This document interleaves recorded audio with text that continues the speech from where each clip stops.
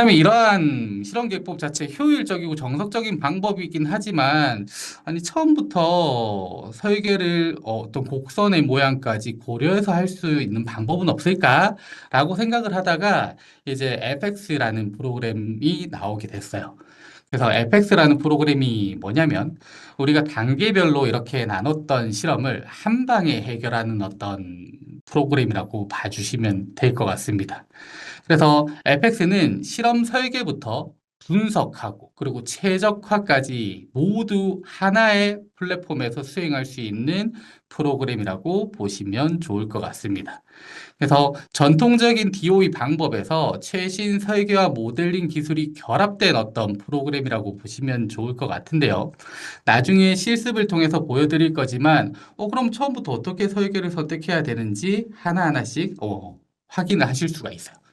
그래서 FX의 역할은 일단 굉장히 많은 설계를 보여주기 때문에 그중에서 사용자가 어떤 설계가 가장 괜찮은지 선택할 수 있는 구조로 되어 있고요.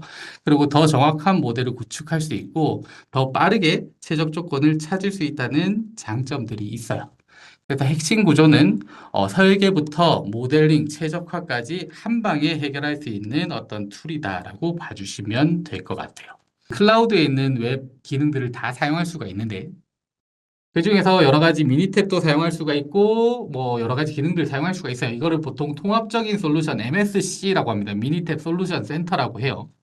그중에서 이제 실험 계획법이라고 하는 에펙스라고 보이죠. 에펙스. 에펙스를 클릭을 합니다. 에펙스. 그러면 여기서 이제 실험 설계를 여기서 진행을 해요. 그럼 어떻게 진행을 하냐? 여기서 가만히 생각해 보시면 미니탭은 내가 수준을 몇 개로 설계를 해야 되고 인자를 몇 개를 가지고 있으며 그럴 때 내가 실험을 몇 번 해야 되는지 분석자고 확인을 해야 돼요. 근데 에펙스는 어떻게 실험할 수가 있냐? 여기 보시면 메뉴에 오마스 디자인이라고 보이죠? 오마스 디자인을 클릭합니다. 그러면 여기 이렇게 나와 있어요. Define your experiment. 그래서 프로블럼 데피니션이라고 해서 여기 인자 3레벨 팩터를 넣으세요라고 되어 있는데 3레벨로 넣는다는 얘기는 뭐냐면 이 그 수준이 3개, 즉 가운데 점까지 있다는 얘기거든요. 가운데 점을 고려한다는 얘기는 곡선의 효과까지 본다는 얘기예요. 그래서 예를 들어서 이거를 인자를 3개를 넣습니다. 인자 3개. 나는 곡선까지 보려고 하는 인자가 3개야. 그리고 나머지는 지금은 무시하셔도 되고요. 이 스트래티지라고 해서 전략이죠. 전략은 뭐냐면 모델을 선정을 할 건데 이 ME는 메인 이펙트입니다. 주효과만 볼 거예요? 라고 물어보는 거예요. 옆에 보시면 ME 플러스 I죠. I는 뭐냐면 주효과 플러스 인터랙션 이펙트, 교호 효과까지 볼 거예요? 물어보는 거예요. 그리고 마지막 ME 플러스 SOE 이건 Second Order Effect라고 해서 2차 항까지 볼 거냐 이렇게 물어봅니다. 처음 설계할 때부터 나는 인자 3개고 2차 효과까지 즉 제곱 효과까지 볼 거다라고 얘기하는 거예요. 여기서 Apply 필터를 클릭을 합니다. 어플라이 필터를 클릭하면 처음 보면 몰라요, 아무것도. 근데 중요한 부분만 제가 말씀드려 볼게요. 내가 인자 3개를 가지고 2차 효과까지 보고 싶어요. 그러면 네가 설계할 수 있는 모든 설계가 몇 개가 나오냐면 13,014개가 나와요. 그럼 이 설계 중에 선택하라 이겁니다. 너무 많잖아요, 이 설계가. 그래서 이거 너무 많으니까 다시 오픈 필터를 누릅니다.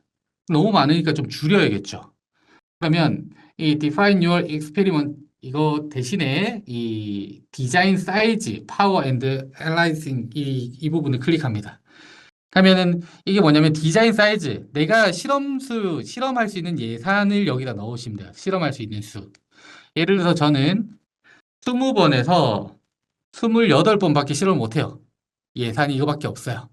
그러면 FX가 이 20번 미만을 자르고 28번 그 초과는 다 잘라버려요. 그 설계들을. 그리고 어플라이 필터 이렇게 누르게 되면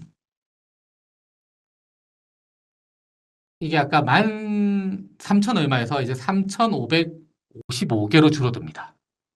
그러면 여기서도 3,500개도 너무 많잖아요. 그리고 설계가 참고로 5,000개 이하가 되면 이 사용자가 선택할 수 있게 선택의 알고리즘, 선택의 프로그램이기 때문에 이 그래픽컬 필터링이 활성화가 됩니다. 5,000개 미만으로 설계가 떨어지면 그래픽컬 필터링을 클릭을 합니다.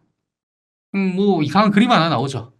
이상한 그림인데 여기서 보시면 N이라고 보이나요? N.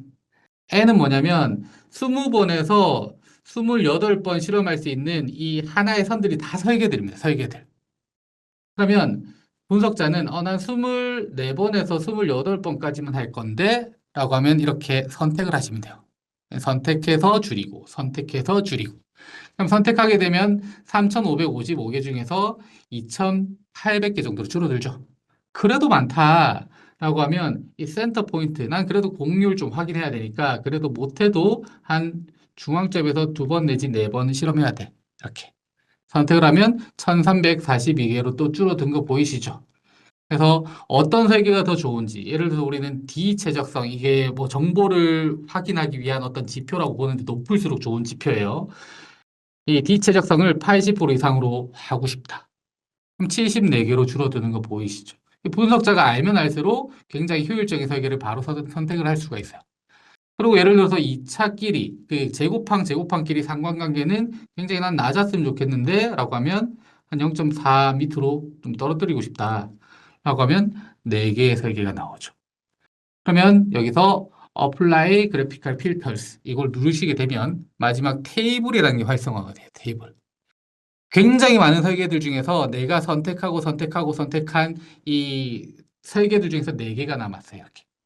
4개가 남았으면 이 4개를 N수 26개 뭐 나머지 지표들 다 놓고 괜찮네 그래서 분석자가 선택을 하셔도 돼요. 이렇게. 근데 처음이라 잘 모르잖아요. 그래서 선택된 설계 중에서 나 잘 모르겠다. 모두를 선택하신 다음에 비교해줘. 파레토 어널리시스. 이걸 클릭하시게 되면 이 FX 알고리즘에서 가장 적합한 설계를 추천을 해줍니다. 비교를 할 수가 있고 이 설계는 뭐가 좋고 이 설계는 뭐가 안 좋고 이런 것들을 뿌려줘요.